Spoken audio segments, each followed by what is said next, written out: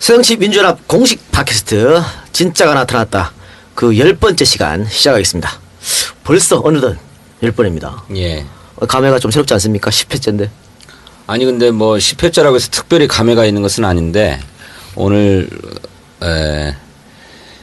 순위를 잠깐 봤더니 네. 10위권 밖으로 밀려나서 네. 20위권에서 조금 반등했더라고요. 그래서 야 이제 이렇게 회가 거듭될수록 네. 자꾸 이 순위가 빠지는 게 아닌가 싶어서. 아니 근데 그건 업로드 된 날짜가 오래됐기 때문에 네. 또 빠질 수밖에 없고 오늘 녹음하고 내일 업로드되면 순위는 또 오를 겁니다. 네, 오를 그렇습니까? 거고. 예. 네. 어쨌든 뭐 제가 늘상 팟캐스트계의 유재석이다 이렇게 말하고 있는데 이 진짜가 나타났다를 파이브 안에 못 들게 해서 참 가슴이 아프네요. 근데 오늘 녹음은 하고 내일 업로드하면 베스트 5 안에 들지 않을까. 왜냐하면 네. 오늘 초대 손님이 조금 대박이어서. 오늘은 준비된 인사 없습니까? 네. 저 준비된 인사 있습니다. 우리 김광진 의원님과 함께 국회 국방위원회에서 활동하는 진성준입니다. 그거 준비된. 그거 별로 그걸 준비된 준비했어요. 멘트가 아닌데. 좀 약해요? 약하지. 네. 준비했다고 했는데. 요즘 국회 국방위원회에서 남북 간의 지뢰도발 사건 또 남북 회담 뭐 네네네. 이런 문제 때문에 국방위원회가 각광받는 줄 알고 그렇게 소개했는데 잘못됐습니다. 각광받지 않습니까? 유감이시죠? 예, 유감. 자, 그럼 김광진 의원 자기소개해 주시기 바랍니다. 예, 제가 지난주에 진성준 의원님 옆자리에 앉아가지고 고위정책회의라는 걸 처음 들어가 봤거든요. 네. 예, 정책위 의장에 이 못 오신다 그래가지고 수석도 못 와서 그 다음 땜빵으로 제가 가서 앉아만 있다가 왔는데 그 자리에서 충격적인 말을 들었습니다. 우리 그 홍보본부장이신가요? 홍보위원장 홍보위원 손혜원이 아니 말고 홍종학 의원님. 홍종학 의원 디지털 소통본부장. 그분이 이 진짜가 나타났다를 그 고위정책회의에서 보고하시면서 네. 아, 순위가 좀 떨어지고 있고 그러니까 가을쯤에 출연자를 포함해서 개편을 해야겠다. 이렇게 보고를 하는 거예요. 그거 말이죠. 예. 홍주환 의원이 본인이 나오고 싶어서 그런 겁니다. 욕심이 많아, 그분. 아주 팟캐스트 때. 아, 그래서 가슴 아픈 생각을 가지고 이번 주엔 더 열심히 해봐야겠다. 이렇게 생각하는데 우리 진선 의원님이 오늘 안 나오셔가지고 네. 원래 3위 할 수 있는 건데 네. 5등 정도까지로. 그러니까 사실 뭐 늘상 있는 분이 안 계시니까 좀 썰렁하긴 하네요. 네. 진선미 의원은 오래전에 예정된 어떤 일정이 있어서 오늘 우리 녹음에 불참했다. 그래서 오늘은 초대 현재 손님이 마음에 들지 않아서 안 오신 게 아니죠. 일부러 피했을 수도 있어요. 그분이 나와서 난 안 나간다 이렇게 피해서 알 수도 없는 겁니다. 그럼 오늘 초대 손님 먼저 소개해드리겠습니다. 자, 제가 아까 대박 손님이라고 모두 얘기를 했는데, 자, 박지원 의원님 모셨습니다. 박수로 환영합시다 일단. 오, 환영합니다. 네, 인사 먼저 해주시죠 우리 청취자 여러분들께.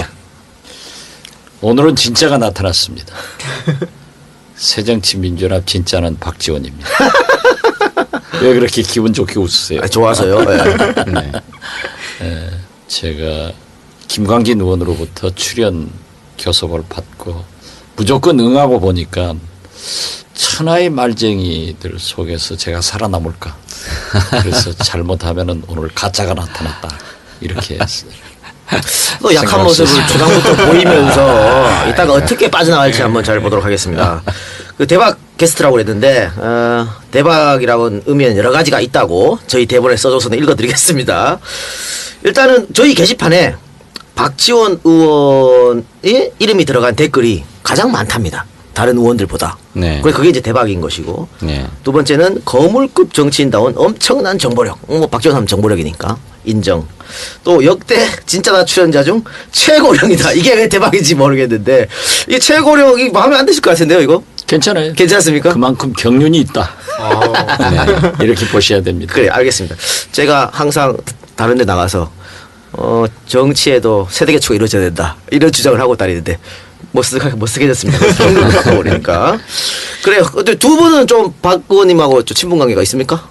저는 우리 박지원 대표님과 인연을 꼽아보니까 뭐 특별한 인연은 없더라고요. 왜냐하면 제가 아주 실무자로 국회의원 말단 비서로 일할 때 우리 박지원 의원님은 이미 당의 대변인이셨거든요.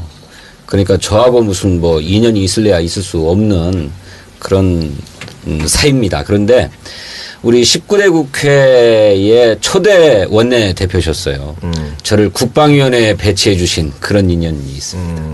제가 김광진 의원과 함께 국방위원회에서 활동하면서 그래도 의정활동을 열심히 한다는 평을 들을 수 있었는데 그거 다 박지원 의원님 그 공이다. 당시에 이렇게 생각. 원에 의해서 배치된 겁니까? 아니면 짬에 밀려서 국방위로 가신 겁니까?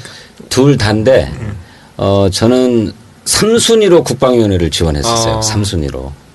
그러니까 제가 그래서 당시 박지원 대표님 찾아뵙고 이렇습니다 이런 말씀을 상의드리고 그런 적이 있었죠. 사실 국방위로 배치된 것은 우리 진성진 의원이 자격이 없어요. 전과자이기 때문에 그걸 얘기를 했는데 우리 진성준 의원은 국방위원장을 역임한 장양달 전 의원의 보좌관 출신으로 이 보좌관 중에서 탁월하게 네네네. 그 분야에서 인정을 받았어요. 그러니까 저도 진성준 의원은 국방위원 보내야겠다 했는데 형식적으로 세 번째를 지원해놓고 저한테 와서 로비를 해서 제가 모든 참 강점이 있습니다만 로비에 약한 강점이 있습니다. 그래서 국방위원 배치해 줬습니다. 지금 최고잖아요. 네. 지금이야 그런데 최고지만 뭐, 우리 김광진 의원 다음입니다. 아니 김광진 최고는 의원도 국방위에서 유명한데요. 제가 18대 원내대표, 19대 원내대표 하면서 이제 1기, 3기 원내대표만이 상임위 배정권을 갖고 상임위원장 임명권을 가져요. 그런데 대개 보면은 국방위를 안 가려고 합니다. 네, 인기 없는 곳이죠. 예. 그런데 사실은요, 제일 인기 없는 것은 법사위, 환노이고, 네. 그런데 국방위를 가면은 엄청난 이 국감 스타 그리고 의정활동 스타가 전부 국방위에서 탄생해요. 대표적으로 신학용 네. 의원이 아무런 경험이 없는데 제가 국방위 간사를 18대 때 시켰어요. 네. 저에게 와서 엄청나게 항의를 했는데 나중에 최고의 스타가 돼가지고 네. 자기가 참 감사하다. 국방위 배정될 때 좀 불만이 있었다라는 이야기도 쭉 들리는데 아닙니까? 아 그런 건 아닙니다. 없었으니까요. 저는 본인은 실망을 굉장히 했기 우리 때문에. 진성진 의원은 굉장히 하시려고 했죠. 그런데 혹시 전과자이니까 네. 새누리당에서 문제 삼지 않을까 하고 저한테 상의를 해서 정치인은 불리한 얘기는 하지 않는 거다. 딱 입 다물고 해라. 잘하고 있잖아요. 네. 김광진 의원은 좀 불만이 있었나? 저는 순위로 쓰기는 2순위 있었어요. 국방위를. 뭐 됐네. 근데 저는 2순위, 3순위라고 하는 게 의미가 있는 거라고 생각 안 했거든요. 당연히 교문이 갈 거다 이렇게 생각하고 있었는데 제가 군에 대해서 아는 여기는 그래도 진 의원님은 장영달 의원님 모시면서 뭐 이걸 다 현안을 알지만 저는 전혀 뭐 국방에 대해서 아는 사람이 아니니까 그리고 뭐 명색이 청년 비례니까 그래도 교문이 가지 않겠나 이렇게 생각했었는데 사실 이제 국회에서 보면은 여러 상임위가 있지만은 교문위, 산자위, 보건복지, 국토교통위 이 4개 상임위원회가 젖과 꿀이 흐르는 상임위원회입니다. 깜짝 놀랐습니다. 발음을. 다른 걸 말해봐 진짜 알고. 뭐 진짜 성경에 나온 대로 젖과 꿀이 흐르는 상임위원회인데 거기 가면은 우선 후원금이 다 차고 자기 지역구에 예산 많이 가져가고 지금은 없어졌습니다만은 출판 기념회 하면은 많이 돈도 들어오고 네네. 굉장히 파워가 있어요. 그리고 법사위 저는 제일 안 가는 곳이 어디냐 해가지고 법사위 환노이라고 그래서 거기에서도 어디냐 법사위라고 그래서 제가 법사위 가지고 지금 8년째 하고 있는데 이 법사위도 좋아요. 그래서 저는 아마 이번 8년째 이 법원 행정처에서 법무사 자격증 하나는 줄 것이다. 이렇게 생각합니다. 알겠습니다. 그럼 뭐 상임위 얘기가 중요한 게 아니고 이제 인연을 설명하다 이렇게 되는 건데 김광진 의원은 제가 듣기로는 주례를 부탁했었다. 예, 주례 정말 하셨습니까 그러면? 예, 제 줄에 거절하지 않고. 예. 그리고 첫 인연이 그 보좌진과 대변인이라 그러셨잖아요. 네. 저는 정치 시작할 때 처음에 같이 최고위원으로 시작했어요. 저렇게 항상 자기가 최고였다를 강조해. 아니 제가 최고위원 할 때 같이 최고위원이셨거든요. 그때 원내대표로 최고위원이셨던가 그랬었던 것 같아요. 그런데 그 주례를 박 의원님한테 부탁한 이유 있습니까? 특별한? 부탁한 이유요. 아, 이건 만만해 보였습니까? 사실은 고민을 많이 했어요. 네. 주례라고 하는 게 갖는 상징성도 있고 또 어쨌든 정치인이니까 정치적으로 또 오해받을 수도 있고 하는 여러 가지 것들이 있어서 원래 생각은 제가 원래는 이하경 의원님을 계속 많이 생각했었거든요. 그래서 순천에 있을 때 제가 YMCA 운동 같이 했었고 뭐 하면서 이하경 의원님 고민을 많이 했었고 아니면 차라리 그러니까 김광진 의원 예. 솔직하게 얘기하세요. 예. 솔직하게 얘기하자면은 장인하고 저하고 친구예요. 아, 그런데 장인이 자기 딸을 어떻게 정치인한테 주느냐. 아, 이건 진짜 미래가 어둡다 해가지고 안 주려고 했어요. 아이고. 네. 그러니까 제가 김광진 의원은 미래가 있는 정치인이다 해가지고 강하게 추천해서 장가를 갔지. 안 그러면 지금도 총각입니다. 총각으로. 네. 줄에 어쩌고 저쩌고. 아니 솔직히는 문재인 대표를 할까 고민을 많이 했었는데 네. 예, 그 처가 쪽과의 인연과 인연으로. 또 이하경 의원님이 제가 부탁을 드렸더니 박 전 대표님이 하면 더 좋겠다고 뭐 추천하셔가지고 네. 1부는 박지원 의원을 모시고 남북 고위급 회담 타결 평가와 그 이유라는 타이틀로 이야기를 갖도록 하겠습니다. 지난주죠. 지난주는 계속해서 이 문제로 남북 문제를 시끄럽지 않습니까? 한반도에 뭐 다시 냉전이 왔다. 그래서 뭐 어떻게 할 것이냐 논란이 있다가 뭐 새정치민주연합 쪽에서 대화로 풀어야 된다라고 했었는데 새누리당에서 무슨 소리냐 안 받았다가 청와대에서 회담한다 그러니까 또 입장을 바꾸는 하여튼 여러 가지 일이 있었고 결국은 남북 고위급 회담이 타결돼서 4개 문항입니까? 합의문이 여섯 개 여섯 개 문항. 문항이었습니다. 6개 문항으로 나왔습니다. 나왔고 이제 협사 그 합의문도 발표가 됐는데 우선 뭐 대북 전문가 통일 전문가라고 하신 박 의원님께서 이번 합의에 대해서 어떻게 평가하시는지 총체적으로 한번 이야기해 주시기 바랍니다. 저는 대단히 성공적인 합의다. 네. 이렇게 생각을 합니다. 그리고 그러한 합의를 할 수밖에 없는 게 오늘의 현실입니다.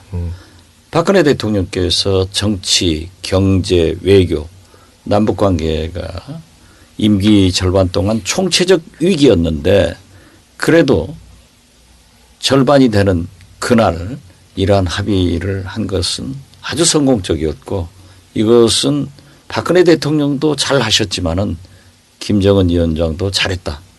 그리고 우리 대한민국을 위해서 참 좋은 일이다 해서 환영합니다. 야, 역시 당리당략으로 접근해서 무조건 반대는 아니고 잘하는 데 잘한다고 이야기해 주셨는데 중요한 것은 이제 회담이 이번 한 번으로 끝나는 게 아니고 정례화해야 되지 않겠습니까? 지금 그런 거는 합의문에 없는 것이죠. 정례화를 하겠다든가 혹은 뭐 오이사 조치를 해제하겠다든가 금강산 강간을 재개하겠다든가 이런 구체적인 건 없지 않습니까? 그건 그렇게 6개 합의문에 다 포함될 수는 없습니다. 네. 북한은 우리의 전쟁의 상대이기도 하지만은 평화 협상의 상대이고 또 통일의 대상입니다. 그렇기 때문에 조금 다릅죠. 예를 들면 2000년 6.15 남북 정상회담을 합의한 제가 김대중 대통령의 특사로 싱가포르 상해 북경에서 여러 차례 북측 인사들과 만나서 4월 8일 6.15 정상회담을 합의시켰어요. 그래서 우리는 그걸 4.8 합의서라고 그러는데 거기 합의서도 보면 엉성하기 짝이 없습니다. 네. 그렇지만은 거기에 가장 그 결정적인 게 역사적 상봉과 정상회담을 한다.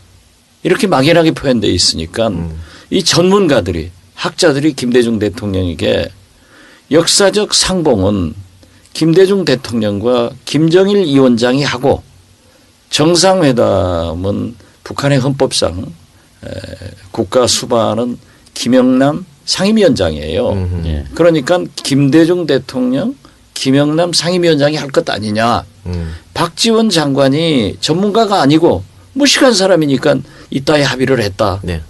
해서 많은 그 논란이 있었지만은 결국 상봉도 하고 회담도 했어요.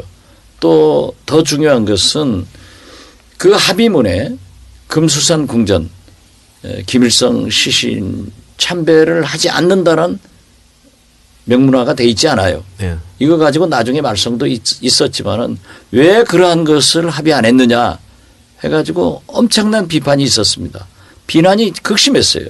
그렇지만은 결국 참배하지 않고 모든 게 잘 끝났습니다.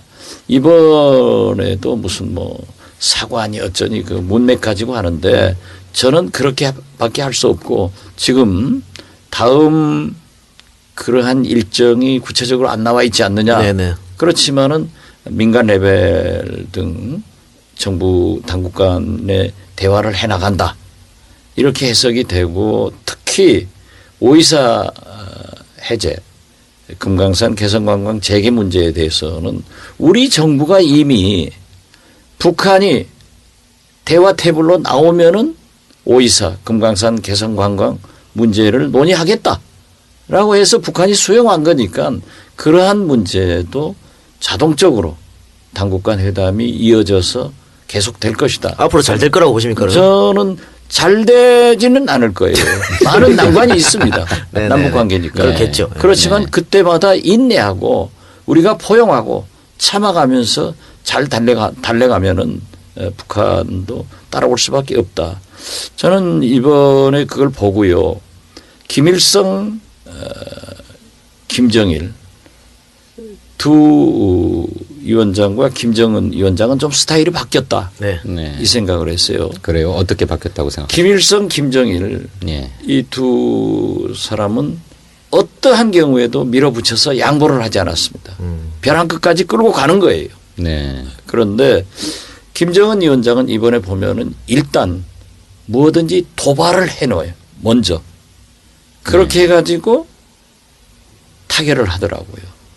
그래서 굉장히 실사구시형이 아닌가 그런 생각을 해요. 예. 개성공단도 그렇고 뭐 국방에서 전부 보셨지만은 개성공단 인근 문제도 문제 제기했다가 어느 정도 올라가면은 탁 양보해서 자기들이 수용하고 이번에도 목함 지뢰, 포탄 가격 그러면서도 김양근 비서를 통해서 대화 제의해가지고 그렇게 하다가 결국 자기들이 원하는 대로 당국 간 회담이 이끌어지니까 후퇴하는 것 보면은 굉장히 그 실리적 접근을 하고 있다.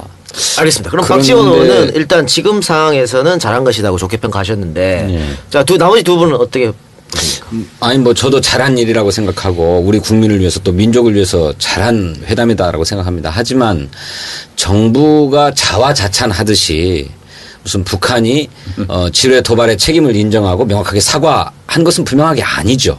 또 재발 방지를 약속한 것도 아니라고 저는 생각합니다. 그런데 정부가 자기 회담의 성과를 지나치게 과장하고 있고 자화자찬하고 있다. 그래서 마치도 무슨 강경 대응 또 원칙을 고수한 성과인 것 마냥 그렇게 얘기하고 있는데 박근혜 대통령이 가이드라인으로 제시했던 회담의 지침대로 합의문이 나온 건 아니다. 그거는 상대가 있는 것이기 때문에 애시당초 불가능한 것이었음에도 불구하고 그래서 결과도 이렇게 나왔음에도 불구하고 자꾸 뭐 생색을 내려고 하는 것 이거는 정직하지 못한 태도다. 저는 그렇게 생각합니다. 뭐 사과받고 잘 지적했어요. 사과받고 재발 방지 약속도 받았다 그랬는데 합의문에 그런 거 없었다는 그런 거 것이죠. 없죠. 근데 자기 그 자화자찬하려고. 유감 표명이면은 그 인정한 겁니다. 네. 유감 표명 문제가 나왔으니까 저는 사실 유감이란 말에 우리가 계속 꼬투리 잡을 필요 없다고 보는데 사실 그 연평해전 일어났을 때 북한에서 똑같이 유감 표명했었거든요. 근데 그때 조선일보를 비롯한 보수신문하고 당시 한나라당이 뭐라 그랬냐면 유감 표명이 어떻게 사과냐고 난리 쳤었거든요. 그런 난리가 없었어요. 그러니까 지금이랑 비슷한 상황인 것이. 근데 지금은 그 사람들이 입장을 바꿔가지고 유감이면 사과 받은 거나 마찬가지다 이렇게 얘기하는데 우리가 이걸 가지고 왜 유감이 사과냐 이렇게 따지는 것은 옛날 생각하면 또 그런 거니까 예. 그렇다고 보고 김 의원. 뭐 저도 오늘 국방위원회가 있었습니다만 기본적으로 국방위 여야 의원들의 기본 입장은 아까 진성준 의원님 말씀하셨던 그 기조가 그대로 맞는 것 같고 다만 조금 이상하다고 생각하는 것 혹은 조금 잘못됐다고 생각하는 것 중에 하나는 이게 지금 공동 합의문이라고 하는 걸로 언론에도 다 나와 있고 아까 그 사회자께서도 그렇게 말씀하셨잖아요. 근데 실제로 공동 합의문이 만들어진 게 아니죠. 아닌 거죠. 예. 국방장관이 말하는 것처럼 공동 보도문인 것이고 다시 말하면 그 김관진 실장과 북한은 누구죠? 황병서 정치국장. 예, 정치국장이 뭐 며칠간 회담을 해가지고 나가면서 둘이 서명한 문서가 있는 게 아니에요. 그러니 지금 나가자마자 둘 다 다른 말로 지금 브리핑을 그렇죠. 하는 거지 않습니까? 그렇겠죠. 그러니까 최소한 동일한 문건을 가지고 브리핑을 해줘야지 그 내용을 가지고 해석은 유감이든 사과든 어떤 식으로 해석은 할 수 있을지라도 읽어서 브리핑하는 문건은 서로 같아야 되는데 그렇게 하지 못한 것은 좀 실무적인 문제가 있는 거 아니냐 이런 네. 생각이 듭니다. 그 제 경험에 의하면은 네. 북한은 공동 발표문이라는 것을 사용 안 해요. 모든 걸 공동 보도문이라고 하기 때문에 네. 북한에서 굉장히 자기들 습관대로 주장을 하니까 우리 정부가 수용했지 않는가. 네. 그런 문제는 말단 지엽적인 거예요. 그렇습니까? 단 예. 김관진 장관이 뭐 우리가 사과받았다. 잘했다라고 하니까 또 북한에서 황병서 그쪽에서 또. 총정치국장이 우리가 이랬다. 네. 이런 것은 조금 국내 정치용이지만은 네. 우리가 어른스럽지 못했다 이렇게 네. 생각합니다. 그런데 의원님께서 이제 더 잘 아시겠지만 어쨌든 공동 보도문이라고 합의를 했으면 합의된 문안대로 각자가 똑같이 발표하는 게 원칙 아니겠습니까? 그런데 특히 북한이 준전시 상태를 해제하겠다고 하는 제4항을 발표하면서 북측은 동시에 그러니까 남측이 확성기 방송을 중단하는 것과 동시에 25일 정오를 기해서요. 동시에 준전시 상태를 해제하기로 했다. 이렇게 발표를 했어요. 북한은. 그런데 우리는 그 동시에란 말을 빼고 발표를 했습니다. 또 그 전에도 뭐 첨예한 군사적 긴장을 해소하고 뭐 이런 표현이 있는데 첨예한도 우리 발표문에는 없는데 북한에는 들어가 있죠. 이건 사소한 차이일까요? 그건 좀 아닌 것 같은데요. 그러면은 국방위에서 예. 그 합의문을 좀 원본을 보자, 네. 사본을 보자 하면 보여줄 거예요.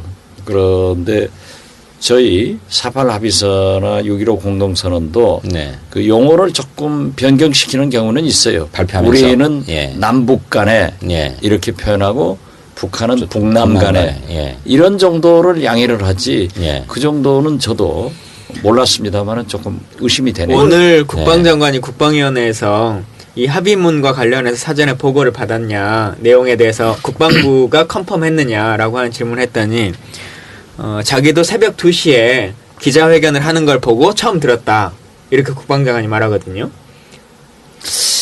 그건 지금 정부의 전부 공유는 못했을 거예요. 네. 저도 마찬가지였어요. 네.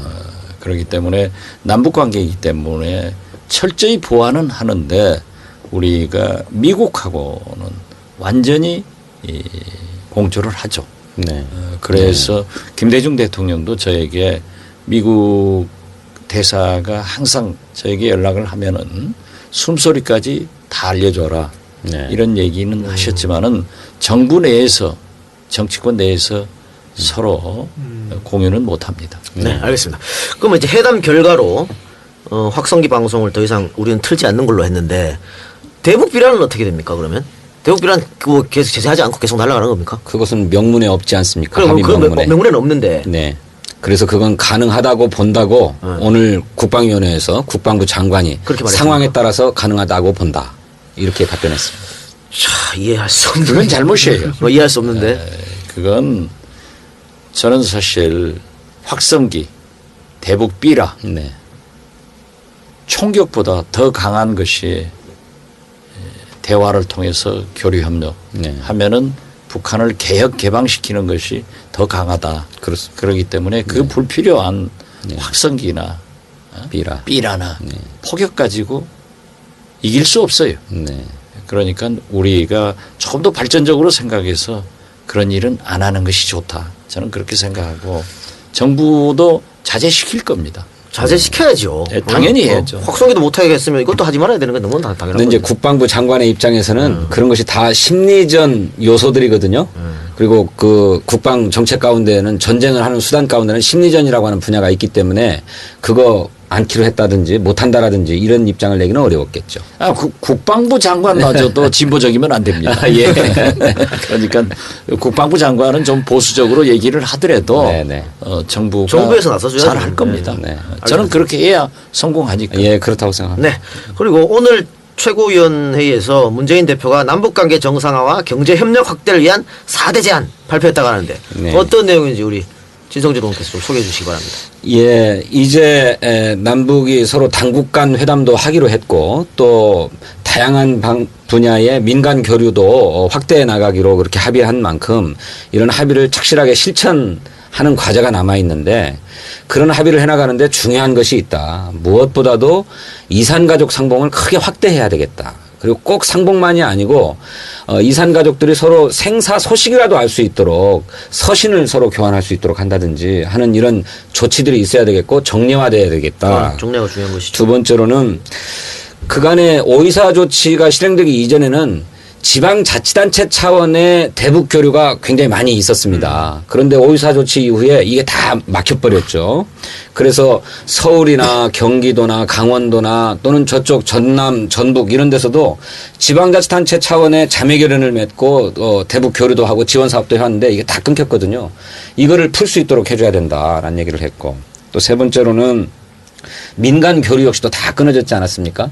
오로지 하나 진행된 민간 교류 사업이 있다면 결의말 큰 사전 편찬 사업이었어요. 남과 북이 하나의 국어 사전을 만들자라고 하는 사업인데 이것만 명맥을 이어왔습니다. 오이사 조치 이후에도. 근데 그 외에 나머지는 다 끊기다시피 했는데 이거 다시 복원해야 된다라고 하는 거고 또 큰 원칙으로 역대 남북 간의 큰 합의 7.4 공동성명 또 6.15. 남북 기본합의서 6.15 공동선언 14선언 이것을 준수해야 된다. 그 정신으로 돌아가면 지금은 비록 합의가 초보적인 단계에 있지만 금방 남북관계 진전시킬 수 있다. 이런 방향을 제시했습니다. 예, 문 대표의 이 4대 제안에 대해서 박 의원님 어떻게 생각하십니까? 굉장히 잘한 거예요. 네. 저는 우리 문재인 대표께서 경제통일론 그 기자회견을 했을 때 바로 SNS를 통해서 문재인 대표가 아주 잘한 제안이다. 그렇게 하고 오늘 함께 회의를 하면서도 예를 들면 우리 정경련에서 북한에게 우리 정부를 향해서 남북경제단체 서울평양 연락사무소를 설치하자. 이런 것들을 실현시켜서 문재인 대표의 경제통일론을 뒷받침시키는 것도 좋다라고 했는데 단 한 가지 이 모든 메시지는 반복해야 됩니다. 그렇죠. 줄기차게 반복해야 되는데 우리 당에서 보면은 네. 문재인 대표의 경제통일론을 하루 이틀 얘기하고 네. 지금은 거의 얘기하지 않더라고요. 이러면 안 된다. 그래서 굉장히 오늘 제안도 좋지만은 이것을 계속 반복적으로 얘기를 해야만이 효과도 있고 국민도 이해를 한다. 저는 그렇게 생각합니다. 예, 예. 아주 잘한 일이라고 평가를 하셨는데 또 뭐 우리 댓글에 그런 얘기 있더라고요. 박지원은 문 대표가 하는 일과 다 반대한다. 그런데 아니네요. 그럴 리가 있나. 댓글 단 사람이 친노 골수 겁니다. 그 한반도 평화안보 특별위원회 설치한 이건 뭡니까? 그거는 제가 이제 설치 과정을 조금 아는데요. 네.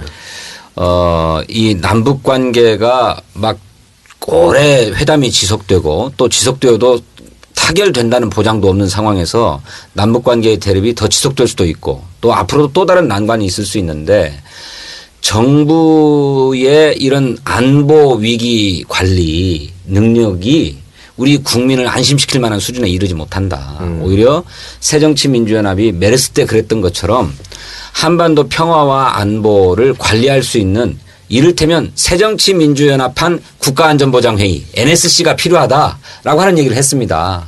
그래서 그것을 설치하기로 하고 그 위원장에 박지원 의원님을 모시는 게 좋겠다. 이렇게 결정을 해서 제안을 드리고 수락을 받아서 누가 모시게 제안을 됐죠. 한 겁니까? 문재인 대표가 제안을 직접 했고 제안했습니다. 박 의원님 네, 수락을 그건 했고. 제가 뭐 좀 설명을 네네 하면 하십시오. 이 포격 가한 날이 20일이죠? 예, 20날. 20일 날 포격을 가했는데 우리가 북한에서 포격을 하면서도 정조준 안 했어요. 또 우리가 21발 29발. 예. 포격을 하면서도 원점 타격 안 했습니다. 타격 안 했어요. 네. 그냥 DMZ 안에 뻥 쏜 거예요. 네. 이걸 보고 저는 북한도 남한도 전쟁할 의지가 없다. 네. 제 생각은 북한은 미국이 무서워서 전쟁을 못하고 네. 우리 한국은 미국이 못하게 하니까 못하고 이런 거예요. 그래서 그런데 참 그 흥미롭게도 김양건 비서가 대화 제의를 했잖아요. 네. 그래서 제가 21일 네. CBS 라디오를 통해서 김양건 제안을 정부가 받아들여야 된다라고 네. 이제 계속 언론에 인터뷰를 해댔어요. 네. 그리고 주말에 목포 가 있는데 네. 문재인 대표께서 저한테 전화를 주셔가지고 그런 제안을 하시더라고요. 네. 그래서 제가 만약 대표께서 제가 필요하다고 하면은 안보는 여야 가릴 것 없이 초당적 협력을 하는데 네. 저도 기꺼이 하겠습니다. 네. 단 제가 일요일 저녁에 강연이 잡혀 있으니까 제가 월요일부터 업무를 복겠습니다. 네. 해가지고 좀 충실하게 보고 있습니다. 네. 네. 네. 잘하고 있는 거예요. 그 댓글 다신 분하고 그 1인 시위하시고 네, 네. 계시는 분한테 네. 꼭 전해주세요. 아, 듣고 있을 겁니다. 네. 네. 예, 알겠습니다. 그러면 자 이제 기대라고 할까요? 뭐 이제 남북 정상회담 얘기가 슬슬 나오고 있지 않습니까? 과연 이루어질 것인가 안 될 것인가? 사실은 뭐 남북 정상회담에 대해서는 뭐 박지원 전 장관이 가장 잘 알 테고 특사로 파견돼서 끌어내셨으니까 어떻게 보십니까? 정상회담까지 가능하리라고 보십니까? 거기까지 가야 박근혜 대통령의 대북 정책이 성공합니다. 네. 박 대통령 하고 싶겠죠 정상회담을. 하고 싶겠죠. 네. 그리고 박근혜 대통령이 대통령 후보하기 전에는 김정일 위원장도 평양에 가서 방문했고 김대중 대통령도 동교동으로 찾아와서 모두 얘기를 했는데 네. 또 그냥 180도 달라가지고 안 하시는데 결국 해야 될 겁니다. 북한은 제가 가장 많이 다닌 사람 중에 한 사람인데요. 네. 김정일 위원장과도 가장 많이 얘기를 해본 사람이겠죠. 그런데 과정이 없고 최고 지도자의 결정만 있는 나라예요.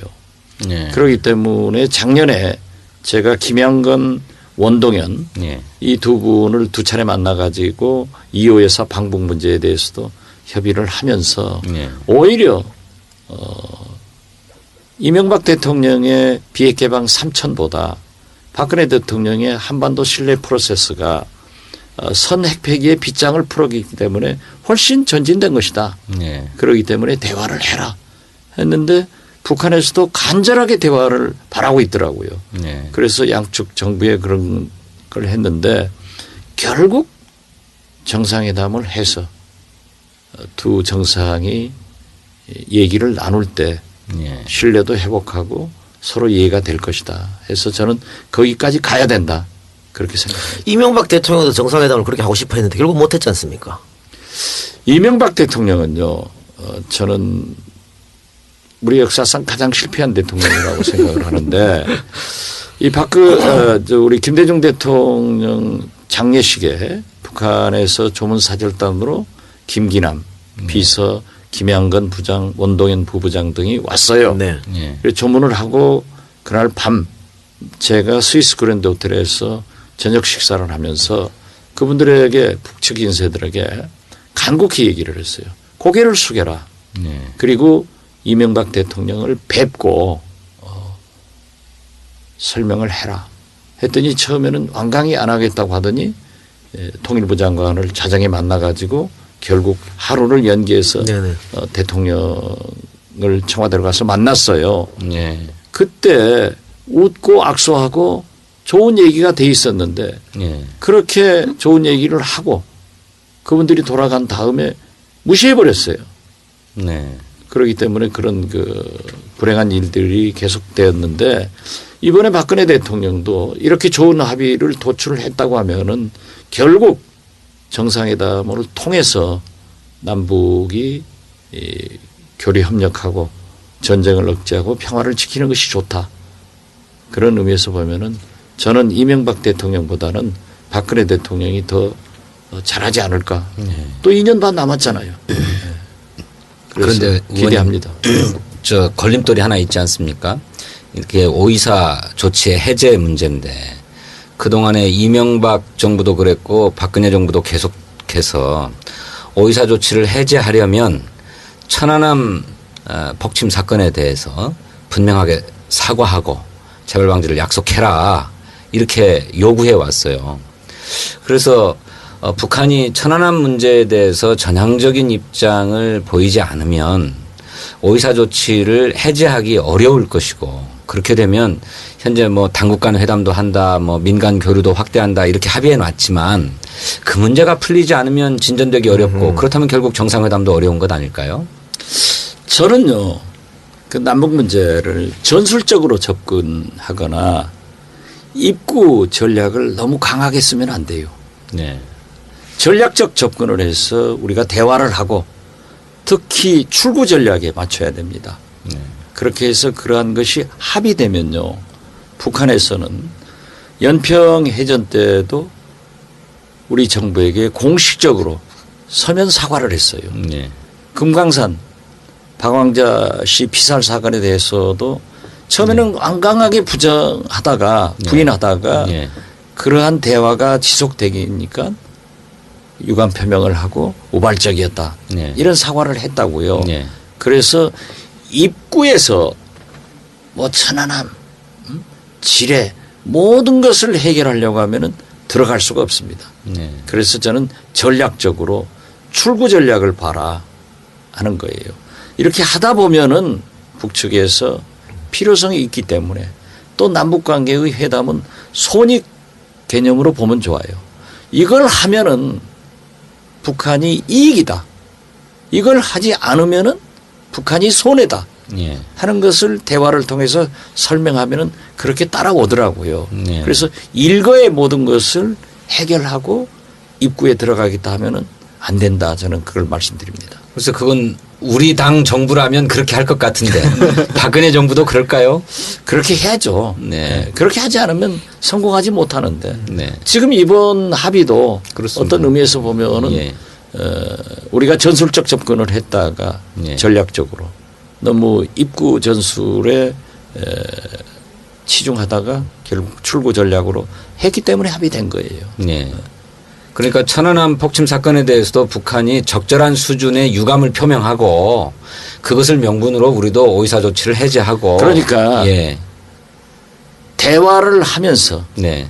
즉 우리 박근혜 정부에서도 북측에게 대화 테이블에 나오면은 오이사도 금강산도 개성도 다 얘기하겠다라고 네. 했단 말이에요. 네. 그런데 북한에서는 그런 전제 조건을 달지 마라. 네. 대화하자라고 했던 거예요. 네. 그런데 이제 합의가 됐기 때문에 대화 테이블에서 그러한 문제들이 자동적으로 해결되는 네. 그런 곳으로 가야지 처음부터 입구에서 막아버리면 안 된다 이거죠. 네. 네. 그런 말씀. 그 이명박 정부 5년 내내 사실은 남북이 경색되어 있었고요. 박근혜 정부 2년 6개월간 계속해서 경색됐습니다. 근데 대통령은 당선될 때도 계속해서 통일은 대화 한 번 더 프로세스 외쳤거든요. 그러니까 말과 행동이 다른 그런 걸 보였었는데 지금 분위기는 좋습니다만 또 다시 경색될 수도 있다고 보거든요. 경색될 수 있죠. 그리고 남북관계라고 하는 것은 항상 얼음 위를 걸어다니는 겁니다. 그러니까 제가 모두에도 말씀드렸듯이 박근혜 대통령께서 좀 유연한 입장을 가지고 대하면은 결국 달려온다 이렇게 생각합니다. 글쎄 이게 북한에 가서 김정일 위원장도 직접 만났던 분인데 북한에 대한 불신이 아주 심한 것 같은데요. 박근혜 대통령이. 그 원인이 뭘까 이렇게 좀 그냥 짐작을 해보면 박근혜 대통령이 2013년 2월 25일 날 취임을 했는데 그 열흘 전쯤 2월 12일 날 북한이 3차 핵실험을 합니다. 그러니까 내일 모레 취임하는 대통령을 앞에 놓고 핵실험을 해버린 것이죠. 그리고 그 전으로 돌아가면 대통령 선거가 한참 진행될 때 2012년 12월 12일이었던 것으로 제가 기억을 하는데 그때 은하 3호라고 하는 로켓을 발사하지 않습니까? 장거리 미사일을. 이 선거 와중에 그랬단 말이죠. 이것 때문에 박근혜 대통령이 북한에 대해서 큰 불신을 갖게 된 게 아닌가. 저는 그런 생각도 들더라고요. 그러한 것을 전부 따지면 해결이 안 됩니다. 우리 김대중 대통령 때 예. 월드컵 중에 연평해전이 일어난 네, 거예요. 네, 네. 그래도 예. 우리는 월드컵을 무사히 잘 끝냈어요. 네. 모두 하나하나가 그렇게 얽매이다 보면 아무것도 되지 않는 거예요. 예. 제가 예를 들면요. 북한을 공개하지 않고 몇 번 올라간 적이 있어요. 네. 임동원 통일부 장관 DJ 편압 그때 깨졌는데요. 네. 국회에서 해임 건의안이 상정돼 있었을 때요. 아, 예. 그때 제가 북한에 가서 북한은 항상 그러거든요. 임동원 장관을 해임하지 마라 하는 성명을 발표한다고요. 예. 그래서 제가 그때 그랬어요. 절대 당신들이 어떠한 성명도 발표하지 마라. 그 성명을 발표하면은 보수 우파들, 특히 김종필 총재님을 자극해가지고 해임안이 가결된다. 네. 절대 하지 마라. 예. 이렇게 하고 내려왔거든요. 예. 그랬더니 절대 안 한다고 했어요. 예. 그래서 제가 김대중 대통령께 제가 그렇게 다짐 받고 왔으니까 안 할 겁니다. 했는데 며칠 있다 발표를 하더라고요. 그래서 예. 그 다음에 만나가지고 예. 제가 물었어요. 왜 했느냐? 예. 그러니까 가결되지 않느냐? 예. 우리 분위기가 더 나빠졌다라고 했더니 그 사람들은 그래요. 자기들이 성명을 발표해 준 게 굉장히 도움됐지 않느냐. 예. 그런 아전인수를 하고 있기 때문에 몰라도 너무 모르는군요. 이건 뭐 사실 어떤 의미에서 보면은 예. 우리가 잘 알아서 해 나가야 되는 게 좋습니다. 네. 알겠습니다. 그 얼마 전에 이호 여사가 왜 방북하셨지 않습니까? 근데 방북할 때 정부로부터 뭐 이렇게 들은 거나 뭐 하나도 없는 것이죠. 뭐 어떻게 해달라든가. 표면적으로는 그렇게 얘기를 했지만은 아, 정부에서 무슨 얘기가 있었어요. 있었습니까? 또 그리고 저에게도 방북을 하고 싶으면 뭘 좀 요구를 하더라고요. 네. 제가 거절을 했어요. 그래서 정부에서 나중에 발표하는 걸 보고 언론에 정부가 정직하지 못하다. 내가 언젠가는 이걸 공개하겠다라고 했어요. 그런데 이제 우선 이호 여사님이 무사히 잘 다녀오시기를 성공적으로 협력하는 의미에서 가만히 있다가 또 목함 지뢰가 터지고 이렇게 팡팡팡 뭐 포격도 가하고 모든 게 되니까 사실 우리가 야당이지만은 남남 갈등을 부추길 수는 없거든요. 지금은 남북 관계가 잘하도록 협력하는 것이 더 필요해요. 그래서 저도 함구를 하고 있습니다. 이야기 안 하는 걸로. 그런데 이호 여사가 북한에 가서 좀 푸대접을 받았다. 이런 주장도 있더라고요. 김정은 위원장 만나지도 못하고. 저도 제가 맨 먼저 생각을 한 게 이호 여사께서 평양 순안공항에 도착했는데 맹경일 부위원장이 나왔더라고요. 네. 그래서 야 이건 아닌데 최소한 김양건 비서가 환영을 해야 되는 것 아닌가 했는데 나중에 뭐 확인은 안 했어요. 그렇지만 그 우리 방북한 일행들에게 김양건 비서가 해외 출장 중이다라는 얘기를 했다는데요. 어떻게 됐든 김정은 위원장이 초청을 했고 그럼요. 또 93세의 어르신이 평양을 갔다고 하면은 김정은 위원장이 반드시 따뜻하게 모셨어야 되는데 면담하지도 않은 것은 이유야를 막론하고 잘못이죠. 그래서 근데 저는 올라가실 때 그 사전 일정이 조율돼 있지 않았습니까? 북한은 그러한 조율 안 일정을 해요. 조정을 안 해요. 네, 맞습니다. 아무튼 오늘 할 일도 아침에 와서 대개 얘기를 해주지 그런 게 안 돼요. 그러니까 우리처럼 의전적 그런 합의를 할 수가 없는 거죠. 그걸 가지고 따진다고 하면은 아무것도 못 해요. 6.15 정상회담 때도 아무 합의 없이 간 거예요. 네, 예. 저쪽이 그러니까. 그래서 지금은 우리가 그러한 북한의 관습을 잘 알고 있기 때문에 그러한 의전 절차를 따지지 않는데 그거 없어요. 김대중 대통령 가실 때도 평양 순안공항에 김정일 위원장이 직접 영접을 나왔잖아요. 그 의전에 없었던 거라고 그렇죠. 해요. 전혀 몰랐죠. 비행기 도착해서 아셨다고. 제가 그때 이제 문화관광부 장관으로 김대중 대통령 물론 그 특사를 해서도 그렇지만은 공식 수행원이었는데 예. 공식 수행원들이 먼저 내려가시고. 내려서 이렇게 도열해 있는데 예. 갑자기 거기 서 있는 예. 그 꽃을 흔드는 북한 주민들이 소리를 질러서 쳐다보니까 예. 저는 김정일 위원장을 보지 않고 국방색 배만 보이더라고요.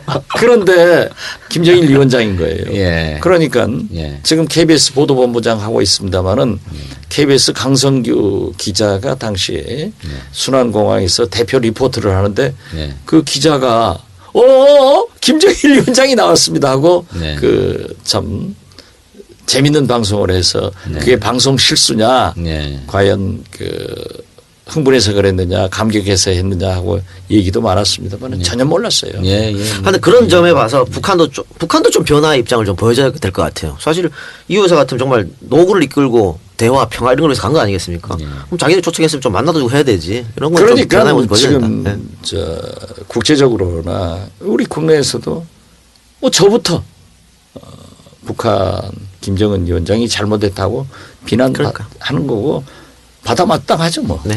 그런데 저 의원님 목함질의 사건이 8월 4일 날 아침에 터졌습니다. 오전 7시 30분이었는데 이호 여사께서 평양에 간 게 8월 5일 그 다음 날 오전이었습니다.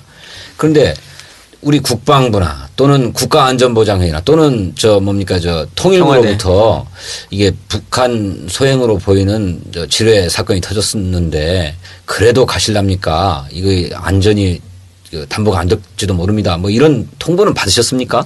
통일부도 몰랐다는 거 아니에요. 네. 네. 그렇기 때문에 전혀 통보 없었어요. 이 정부는 그런 중대한 북한의 도발 사건도 서로 공유를 못하는 정부네요. 그럼 뭐 국방위에 계시니까 더 잘 알 거고. 오직했으면 합참의장이 폭탄주 회식하겠어요. 예, 글쎄 말입니다.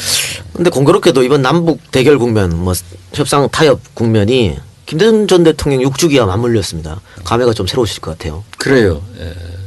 특히 그 25일 날 김대중 대통령 추모달 이제 8월 내내 전국 각지에서 추모식 및 강연회가 있어서 마지막으로 부산에서 추모 강연을 제가 초청받고 갔는데 그날 타결되니까 여러 가지 감회가 있더라고요. 그래서 제가 부산에서 그런 얘기했습니다. 아마 오늘의 이 감격스러운 모습을 보고 저 하늘나라에서 김대중, 노무현 두 분 대통령이 손을 잡으면서 참 잘됐다 하고 말씀하실 것 같다. 이런 얘기했죠. 이번에 그 어느 때보다도 국민의 전쟁 우려가 그 어느 때보다 컸다고 저는 생각합니다. 설마 전쟁이 일어나랴 뭐 그래서 무슨 사재기니 뭐니 이런 건 없었습니다마는 그럼에도 불구하고 이명박 정부 내내 그리고 또 박근혜 정부 내내 남북관계 개선의 기미가 전혀 없었기 때문에 이러다가 자칫 전쟁이 나는 게 아니냐라고 하는 우려가 우리 국민 사이에 아주 컸다고 저는 생각합니다. 이번에 제일 컸죠. 예. 제가 목포에 가도 전부 저를 만나면 전쟁 일어나느냐 안 나느냐가 그러죠. 질문이지 다른 게 없더라고요. 예. 그러면서도 아주 평온했어요. 저한테도 많이 물어보셨어요, 사람들이. 저 아들내미가 중학교 1학년짜리였는데 아빠 전쟁 나? 그랬어요. 예. 그래서 제가 야, 아빠가 국방위원인데 전쟁이 날 것 같으면 아빠가 38선에 들어 누울 거야. 안심해. 근데 그러고 그랬습니다. 네, 저도 절대 아니라니까 걱정하지 마시라고 그런 얘기를 했었는데. 근데 이 남북 관계나 이런 거 이렇게 정통하신데 왜 그 당시에 통일부 장관이나 국정원장이나 이런 거는 제안받지 않으시고 문화부 장관을 하셨어요? 국정원장은 김대중 대통령께서 하라고 그러더라고요. 그래서 저는 국정원장 가면 사고 칩니다. 안 가겠습니다. 그래서 안 갔어요. 대언론 관계가 훨씬 더 중요했던 것 같아요. 우리. 아니 그리고 이 국정원장 같은 분은 그래도 정보 업무나 여러 가지 경험이 있어야 되는데 저는 그쪽에 문이 아니라 모르고 가서 사고 치면 큰일 나죠. 알겠습니다. 그러면 남북관계 얘기는 거기까지만 하고요. 네. 이번에는 당내 현안 관련해서 질문 드리겠습니다. 지금부터 제가 골치 아프죠. 그렇죠. 정치자들이 가장 듣고 싶어하는 거.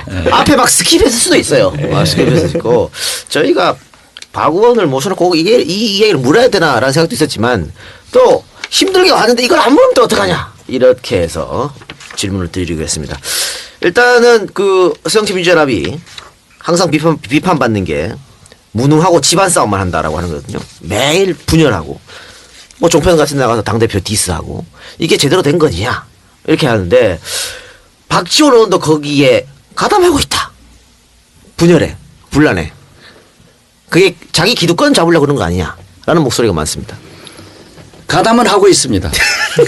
그렇지만은 기득권 잡으려고 하는 것은 아니고 우리 당이 민주정당이기 때문에 당 대표도 잘못하면은 비판을 해야 되고 또 그것이 건전한 우리 당이라고 저는 생각해요. 그렇지만 지금 현재 언론 환경으로 볼 때 왜 새정치민주연합만 부각되고 새누리당 친박 비박 혈투하잖아요. 그래도 그러한 것은 묻히면서 자꾸 우리가 부각되는가 하는 문제는 조금 그렇습니다. 그 부각을 그러니까 박지원 의원도 가담하셨다 했으니까. 아니 그렇게 예. 물으니까 가담했지. 그래야 이 지금 청취 시청률이 올라가는 것 같으니까. 그러니까 언론에서 만든 친노 비노 프레임을 우리 당에서 당 의원들이 거기 빠져가지고 너무 싸우는 거 아니냐라고 하는 의견이 정치는 있거든요. 본래 언론에서 보도하면 그대로 따라가요. 물론 우리가 친노 비노 이렇게 구분하는 것은 바람직하지 않죠. 그렇지만 국민이 언론이 그렇게 하고 있기 때문에 자동적으로 친노 비노 이런 얘기를 하는데 새누리당도 역시 친박 비박 하잖아요. 그러니까 그걸 가지고 그렇게 나쁜 의미로만 생각할 필요 없다. 저는 그렇게 생각합니다. 그러니까 뭐 새누리당보다는 당연히 새정치민주연합이 당대 민주화가 되어 있으니까 당대표 어느 정도 비판하는 건 있을 수 있다. 그러나 탈당하겠다. 이런 건 너무 심한 거 아니냐라고 하는 것이죠. 제가 탈당하겠다는 소리는 한 번도 안 했어요. 신당은 상수다. 신당은 상수입니다. 네. 지금도 해요. 분명히 그건 일어나요. 그러나 그러한 현실을 인정하지 않고 덮어놓으면은 우리가 더 큰 문제가 생깁니다. 문제는 신당은 내가 4개 그룹에서 움직이고 있다. 지금도 5월이에요. 그냥 평온한 것 같지만은 계속해서 물밑에서 발은 움직이고 있고 지금 뭐 새희망 민주당이니 네네. 뭐 신민당이니 하면서 창당 발기인들 모집하고 다녀요. 이것을 밝혀서 우리가 어떻게 대처할 것인가 이러한 것을 생각해야지 없는 것처럼 넘어가면 더 큰일 납니다. 탈당이라고 스스로 나는 말하거나 탈당한다는 선도한 적 없을까 네, 이 그런 말씀이시죠? 말씀 전혀 하시네요. 없어요. 네. 그런데 그렇게 매도하는 일부 친동가 나쁘다. 저는 그렇게 분명히 얘기하는 거예요. 그리고 저는 그렇게 합니다. 제가 박지원은 절대 분열론자가 아니다. 통합 단결해서 정권 교체를 해야 된다. 우리 새정치민주연합의 최대 혁신은 정권 교체다. 그게 목적인 거죠. 예. 그렇지만 현실은요. 지금 그렇습니다. 첫째, 새정치민주연합 이대로 안 된다. 두 번째, 그러나 통합 단결해서 정권 교체해야 된다. 세 번째, 함에도 불구하고 신당은 창당하려고 꾸준히 움직이는 사람들이 있고 오늘 또 그러한 그 미팅을 하는 소리를 들었습니다. 또 제가 문재인 대표하고 당대표 경선을 세게 붙었기 때문에 저를 지지했던 사람들이 그쪽에 많이 가 있어요. 그러니까 저에게 많이 연락을 해오죠. 그래서 내 스스로가 요즘은 내가 경계인이다. 나쁜 말로 하면 샌드위치다. 하지만은 때로는 그 경계인이 중심축을 잡아주고 있다. 이렇게 긍정적으로 봐야 될 겁니다. 그러나 마지막 네 번째로 소위 말하는 친노. 어떠한 경우에도 내놓지 않겠다. 이 네 가지가 충돌하고 있는 거예요. 그래서 저는 신당 창당파들한테 그런 얘기를 합니다. 우리가 정치를 할 때 가장 중요한 것은 명분이다. 신당 창당의 명분이 무언가, 국민을 설득할 수 있는가, 이걸 생각해 보고 두 번째 중요한 것은 국민이 바라볼 수 있는 대통령 후보가 있느냐, 이런 문제를 저는 지적하는 그거죠. 거예요. 신당을 창당하려면 크게 두 가지인데 하나는 명분이 있어야 되고 네. 또 하나는 대권 후보가 있어야 되는데 지금 신당은 아니 그런데요. 네. 그분들은 그래요. 그분들 얘기도 우리가 지피지기라고 알아야 됩니다. 명분은 지금 현재 친노 패권주의다. 김상곤 혁신위원회가 바람직하지 않고 나가고 있다. 그러니까 거기서 명분을 찾는다라고 하지만은 그건 저는 약하다고 생각해요. 대권 후보, 과거 문재인 대표가 거의 30% 지지를 받았는데 지금은 10% 선이에요. 그리고 1등도 아니에요. 그렇기 때문에 신당 창당파들은 문재인 대표가 무슨 대통령 후보냐, 원 오브 댐이다. 그러니까 우리가 창당을 해서 나중에 총선 후에 다시 통합을 해서 대권 후보를 강하게 경선해서 거기서 되는 사람을 대권 후보로 만들자 하는 거예요. 그래서 제가 그 얘기를 썼어요. 우리 보수 세력 새누리당은 싸우더라도 절대 분열하지 않습니다. 그런데 우리 새정치민주연합은 분당의 선수예요. 그리고 패배하고 나서는 또 통합에 금메달을 딴다. 이래서 되겠느냐 하는 얘기가 어떻게 해서 탈당으로 와전되고 그것은 저는 아니에요. 그러니까 방금 말씀하신 건데 본인의 주장은 아니고 저 신당을 만들겠다는 사람이 그렇게 그렇죠. 얘기한다는 거잖아요. 네. 그런데, 예를 들면은 우리 광주 전남 의원들이 모여서 한 얘기를 시도당 위원장들이 발표해서 이미 보도가 됐어요. 보도가 됐는데 제가 언론 인터뷰를 그 다음 날 하면서 물더라고요. 자, 문재인 가지고 안 된다 하는 얘기 나오더라. 심지어 문재인 대표하고 카메라에 잡히면은 국회의원 떨어진다 하는 얘기도 나오더라. 네. 그렇지만은 내가 제안했다. 이렇게 극단적으로 가지 말고 혁신위의 기대를 가지고 혁신위가 성공할 수 있도록 돕자. 그런 결론을 내렸어요.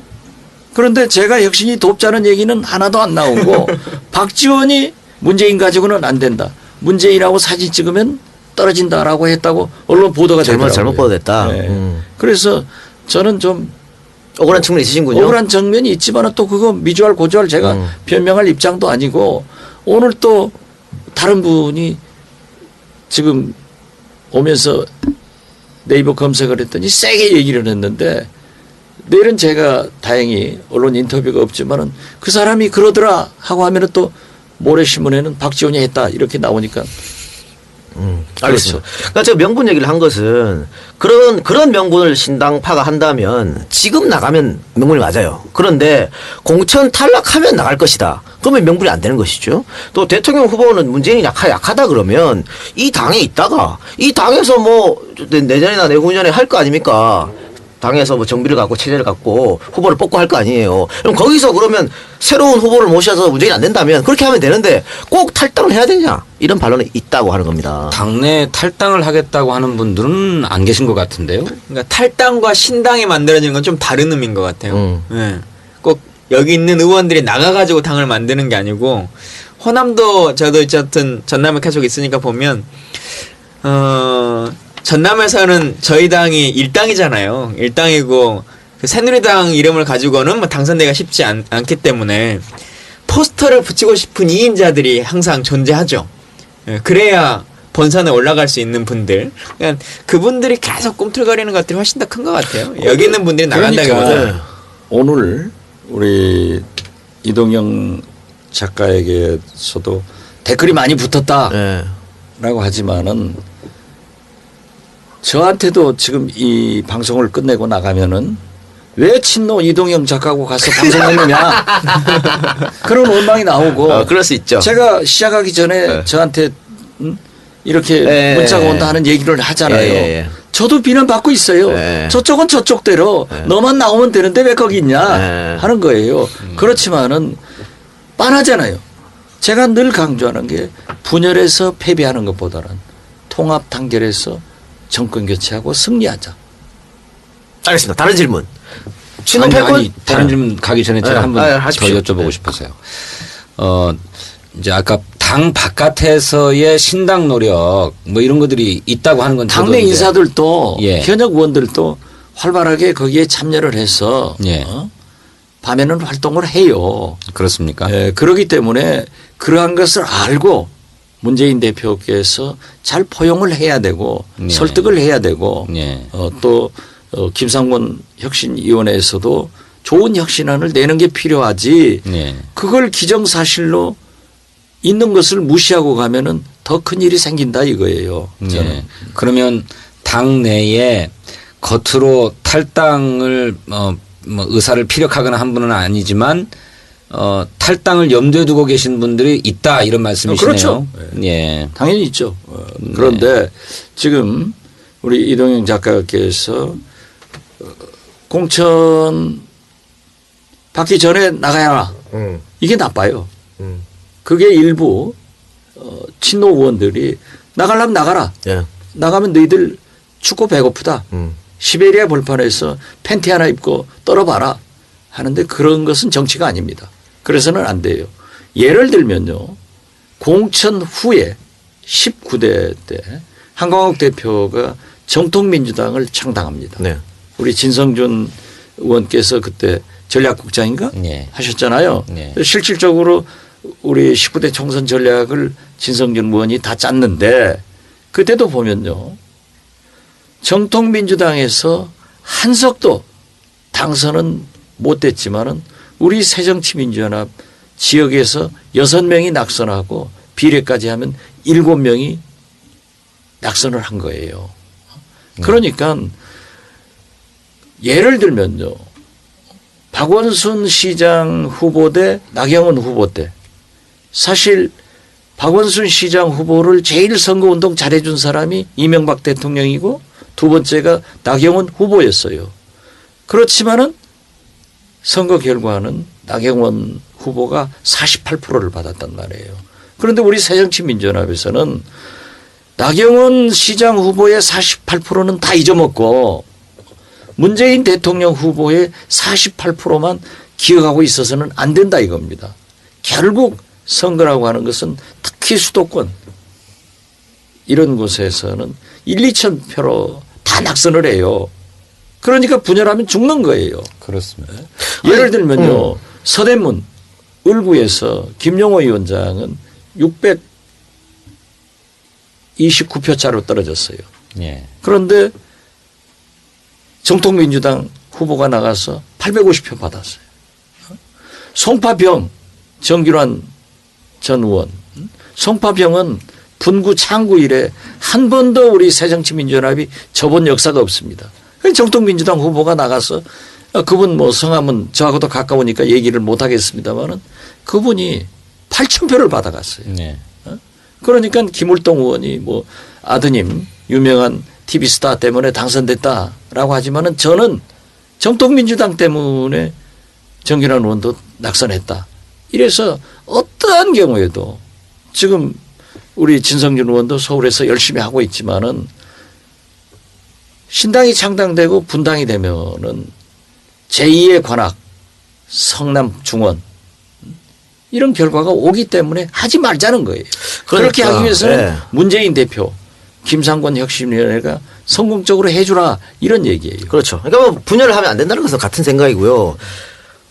아니 그래서 네. 지금 나가라 이런 얘기는 하셔서는 안 된다. 그러니까. 그런데 의원님. 아니 제가 반론을 좀 할게요. 왜냐하면 예. 제가 맨날 나갈 사람 나가라고 하기 때문에 그런 거예요. 아니 근데 네. 그거는 우리 이동영 작가 말씀일지 모르겠는데 제가 알기로는 당내 친노 어느 인사가 나가라면 빨리 나가라라고 얘기하는 사람이 누가 있는지 모르겠습니다. 그걸 내가 여기서 얘기는 할 수 없지만은 네. 최근 예. 광주에서 노동위원회가 주축이 돼가지고 광주 노동자들이 300명 입당을 했어요. 예, 입당했습니다. 그때 저도 종편에 나가서 예. 왜 우리 새정치민주연합이 100여 명 탈당했다는 것만 대서특필하고 방송에서 이렇게 떠들면서 예. 광주에서 300명 입당한 것은 보도도 하지 않느냐 네. 이런 항의를 한 적도 있어요. 예, 예. 그 자리에서도 싸움이 난 거예요. 모 의원이 예. 광주 모 의원한테 아직 탈당 안 했냐 나가려면 나가라 그래. 그래가지고 그 노동자들하고 싸웠어요. 그러니까 우리가 진짜 말 조심해야 돼요. 네. 왜 박지원에게는 말 조심하라고 자기들은 말 조심 안 하냐고요. 나빠요. 예. 그렇게 가지고 있으면은 절대 성공 못 합니다. 네. 그러니까 제가 그렇게 이야기한 이유는 내부에서 그렇게 하지 말고 이 저도 좀 작가는 말씀드리겠습니다. 우리 당원이 아니고 아니죠, 예. 현역 의원이 아니기 예. 때문에 또 일종의 언론인이기 때문에 예. 얼마든지 그런 말씀 할 수 예. 있어요. 저한테도 그래요. 우리 보좌진이 나가지 말라고 오늘. 예. 이동영 작가가 굉장히 그전에는 박지원 좋아했는데 요즘 네. 계속 깐다고. 네, 맞아요. 그래서 내가 나가서 당당히 얘기하지 뭘 못할 게 뭐 있냐. 예. 그러니까 이제 박원 모시려고 연락도 하고 했었는데 네. 옛날에 아주 좋아했죠. 왜냐면 내가 DJ 빠기 때문에. 그런데 네. 요즘은 굉장히 까고 있습니다. 그런데 저는 합심해서 대표 흔들게 하지 말고 그렇다면 아니 문재인 대표가 자기가 총선에 책임진다니까 그때까지 좀 힘을 합쳐서 해자. 그러니까 나간다고 안 나가고 결국 대표 흔드는 것은 지분 챙기기 아니냐. 결국은 저도 분열을 하지 말라는 이야기예요. 다만 방법론의 차이인 것이죠. 아, 그렇죠. 저하고 똑같아요. 예. 지분 챙기기는 결코 아닙니다. 알겠습니다. 그리고 다른 거. 그 손혜원 위원장한테 어떤 글을 썼다고 이게 또 논란이 좀 있었습니다. 아, 난 그 문제에 대해서는 네. 제가 바로 네. SNS를 올리고 본인한테 전화를 해서도 했지만은 나는 좋은 의미로 네. 그 글을 썼어요. 이렇게 이런 사람도 우리 당에 왔다라고 했는데 결과적으로 그분한테 피해가 돼서 대단히 미안하다. 그리고 SNS를 통해서 내가 공식 사과를 한다 하고 전화해서 사과를 했어요. 잘못한 거 인정해야죠. 그러니까 저는 그러나 악의는 아니었다. 예. SNS 처음에 글 올리는 거 보고 평상시 박지원 의원의 글이 아닌 것 같다는 느낌을 좀 받았거든요. 아니요. 그건 저는 진심에서 어. 이런 분도 소위 가진 자도 기득권을 버리고 우리 새정치민주연합에 왔다 하고 내가 문파라는 표현을 썼는데 그건 좀 재밌게 하려고 그런 표현을 썼지만은 결과적으로 그게 본인에게나 또 우리 당에 누가 됐다고 하면은 내가 잘못이다 하고 깨끗하게 글을 올렸고 또 본인에게도 사과를 했어요. 악의는 없었다는 것이고 통화하셨죠 본인하고. 통화했죠. 예.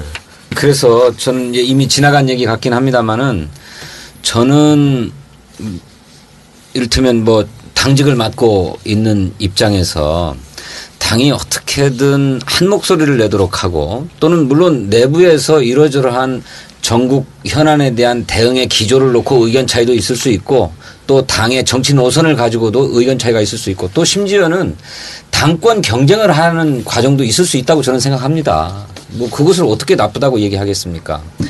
그런데 지금 얘기되는 것처럼 그야말로 개파주의로만 나눠져 가지고 서로 불신하고 서로 나갈 테면 나가라 너희들 갖고 안 된다라고 하는 얘기가 계속되는 거는 당의 바람 절대 도움이 되지 않는다고 생각합니다. 그런데 도움이 안 되지만 현실은 있는데 어떻게 해요? 예, 현실은 그렇습니다. 네. 의원님 저도 그냥 깜짝 놀란 게 이른바 친노라고 하는 어떤 의원이 왜 아직까지 안 나가고 있냐 빨리 나가라고 했다는 나중에 얘기도 제가 깜짝 놀랐습니다. 우리 진 의원한테 예. 그렇게 알고 싶으면 내가 실명 대줄 테니까 네. 제가 얘기하세요. 그리고 광주에 가서 한번 알아보세요.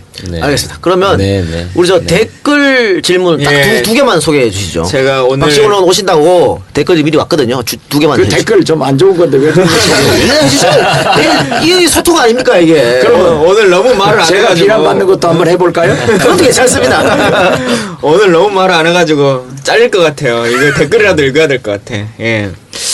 사실은 저도 좀 질문 드리고 싶었던 건데 그동안 종편에 나가서 문 대표로는 안 된다. 이렇게 말씀도 많이 하셨고 했는데 그러면 부족한 게 있다면 양해해서 좀 보완을 해주시든지 아니면 그것을 채울 수 있는 인물들을 추천해 주시든지 이렇게 좀 하실 수 있는 것도 아닐까라고 하는 것도 있고 수십 년간 정계에 이렇게 몸담고 계셨으니까 전문가로서 보시기에 문재인 대표에게 어떤 부분에 대한 보완책이 좀 필요한 건지 그리고 리더로서 어떤 것이 좀 더 있었으면 좋겠다라고 하시는지. 질문입니다. 예. 질문이죠. 네. 만약 김광진 의원이 그렇게 생각했다고 하면은 제가 용서 안 하죠. 이건 오메기 떡이라는 분께서 아니 올려주셨습니다. 그런데 지금 저분도 잘못 알고 있어요. 네네. 제가 문재인 대표로는 안 된다는 소리 한 번도 안 했어요. 어허. 새정치민주연합 이대로 안 된다예요. 그리고 우리가 분당해야 된다. 이런 거 한 번도 주장하지 네네네. 않았어요. 그런데 저렇게 국회에서 와전돼서 이해하는 것은 굉장히 문제가 있다. 그러나 호남을 뛰어넘어서 국민의 보편적 민심은 새정치민주연합 이대로 안 된다는 것만은 사실입니다. 그리고 문재인 대표가 당대표로서 조금 보완할 점이 네. 있다고 하면은 저는 좀 폭넓은 그런 정치를 했으면 좋겠어요. 여기서 폭넓다는 건 어떤 의미일까요? 문재인 대표가 지금 너무 디테일에 얽매여 있어요. 네. 네. 그러나 요즘은 많이 변했더라고요. 네. 저에게도 전화하고 이런 뭐 안보특위 위원장 맡아달라. 그리고 설명도 하고 네. 이런 것이 필요한 거예요. 그래서 정치 지도자는 비난을 받아가면서 성장하는 거니까 저는 뭐 잘한다고 봅니다. 네. 제가 질문. 네네. 거의 이제 마지막으로 이렇게 이제 치닫고 있는 것 같은데 방송 네, 시간이. 그렇습니다. 우리 이제 박지원 의원님께서 진성준 의원은 오늘 질문하는 거 보니까 완전히 친노네. 그랬습니까? 그렇게 개파색이 막 드러났습니까? 그래. 소문대로 역시 막는구만. 예. 의원님 까먹었어 지금. 지금 아니 저 정돈하느라고 그래요. 우리 의원님께서 아까 말씀드린 한반도 평화안보 특별위원장을 수락해 주시고 또 우리 주승용 최고위원도 그저께 월요일부터 최고위원회에 복귀를 하시고 그래서 이런 것이 이제 그간의 당내의 그런 분란 또는 혼란 이런 것이 수습되는 하나의 전기가 되지 않겠느냐.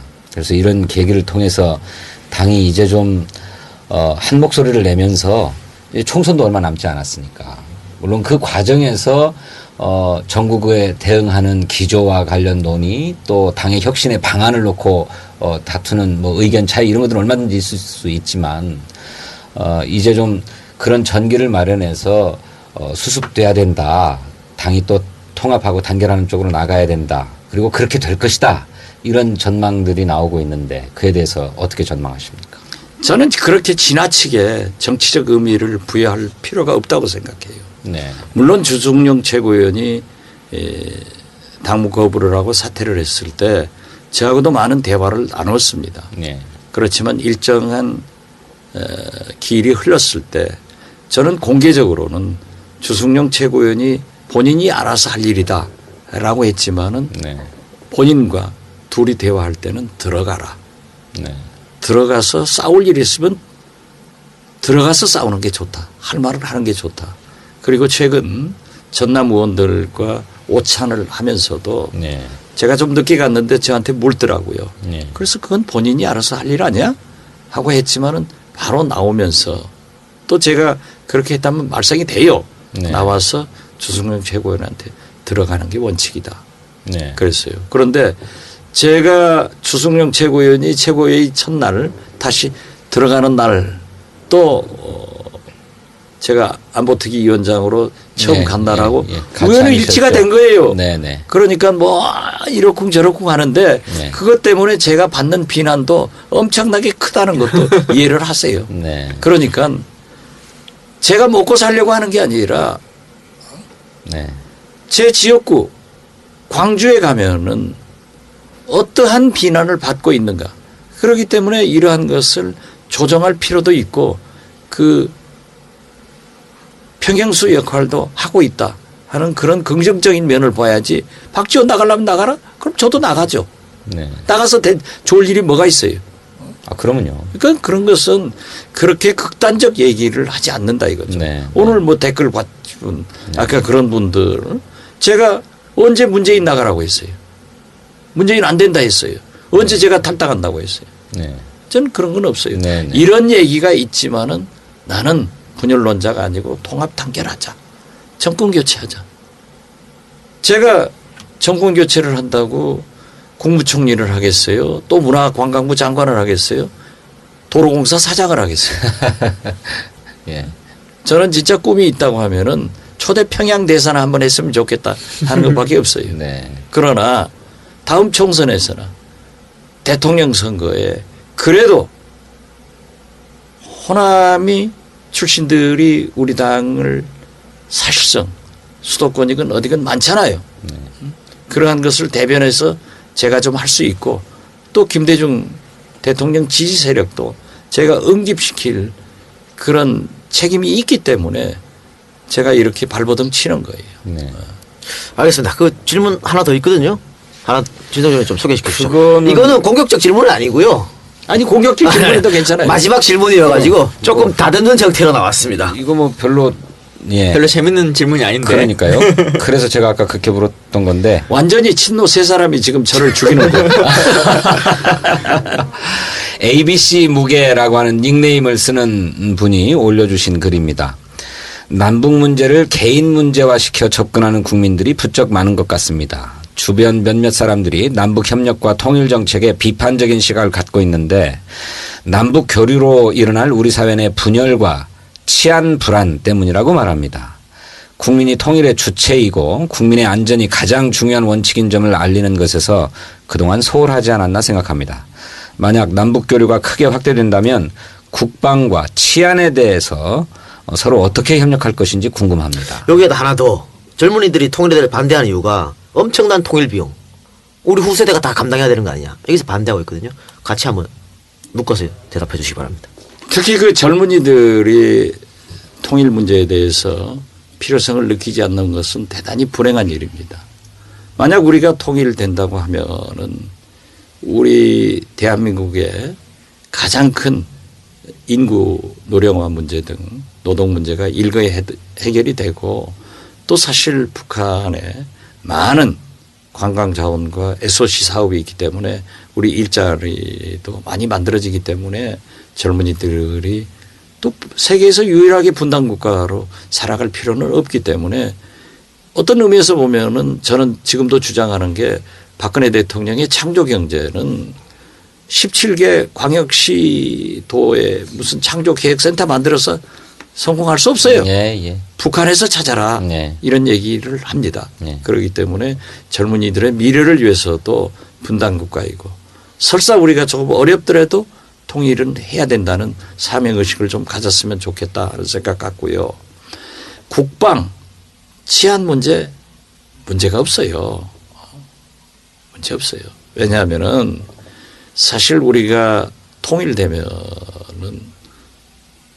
경제적 진출도 되지만은 국방비도 이렇게 지출할 필요도 없고 네. 그 치안 문제도 북한도 나랍니다. 네.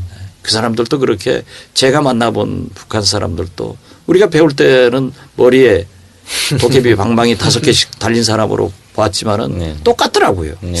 그래서 우리가 너무 불신하는 그러한 것을 가질 필요 없다. 저는 늘 그래요. 김대중 노무현 정부에서 퍼주기 했다. 이렇게 이명박 박근혜 정부 와서는 퍼주기라는 용어를 안 씁니다. 네, 별로 안 쓰더라고요. 네. 네. 5년간 이명박 정부에서는 계속 김대중 노무현 정부에서 퍼주기해서 미사일도 핵도 만들었다 하는데 네. 퍼주기 안에서 지금 핵 미사일을 못 만들고 있습니까? 네. 그런데 저는 우리는 눈에 보이는 것을 퍼주었다. 쌀, 비료, 약품을 퍼주었어요.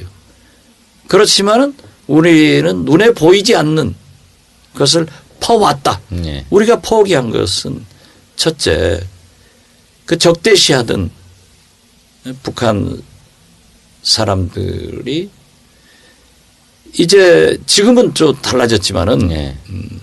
미제국주의자, 남조선 처부시자 하는 것이 없어졌어요. 네. 적대감이 없어졌어요. 네. 두 번째는 잘 사는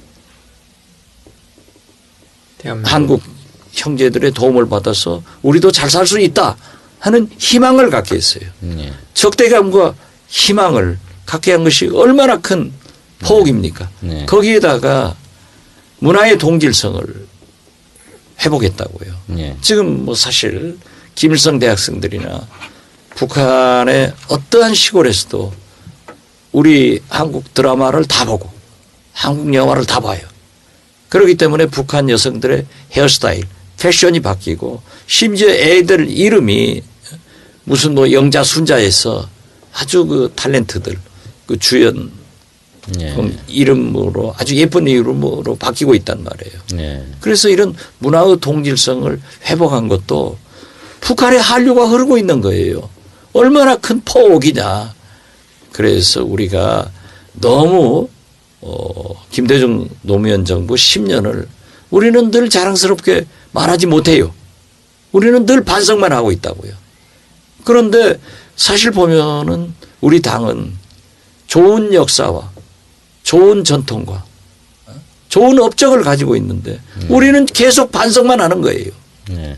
그러나 새누리당은 나쁜 역사와 나쁜 전통, 나쁜 업적을 가지고 있는데 그 사람들은 늘 자랑을 하더라고요. 네. 그래서 그렇게 대북 정책도 우리가 당당하게 얘기해야지 뭐 국방의 치안이 또 젊은이가 그런데 우리가 입을 벌려야 돼서 제가 이번에 한반도 평화 안보특위 위원장을 그 문재인 대표가 제의해서 제가 받아들인 것도 제가 그랬어요. 우리 새정치민주연합의 가장 큰 정체성은 차별화되는 정체성은 대북 정책이다. 네. 이걸 자랑스럽게 입을 벌려서 얘기하자 네. 하는 겁니다. 네. 알겠습니다. 그 원래 우리가 이제 박지원 의원님 모시고 1시간 정도 이야기하기로 했었는데 네. 하시고 싶은 말이 많아서 1시간 30분을 했습니다. 네. 예, 오늘 그럼 방송은 여기서 줄이고요. 오늘 네. 방송을 계기로 해서 우리 이 작가께서 네. 저를 나쁘게 얘기하지 마세요. 오해가 많이 풀렸을 것 같아요. 네. 아니 그래도 오해해요. 아니 근데 어쨌든 뭐 박지원 의원께서는 사실은 탈당 분당 얘기한 적도 없고 문재인 뭐 나가라 이런 얘기도 안 된다 얘기한 적도 없었는데 많은 분들이 그렇게 생각하고 있는 거 아닙니까? 그러니까. 그게 좀 억울한 측면이 있는 거고. 아니 억울한 게 아니라 또 국민이 생각하면 어쩔 수 없는 아니, 거예요. 그렇죠. 이제 방송 듣고 많은 분들이 뉴스 검색 다 해볼 거예요. 그 말 했나 안 했나 막 이제 막 그 링크 찾아보면 하나도 찾는다고 없어요.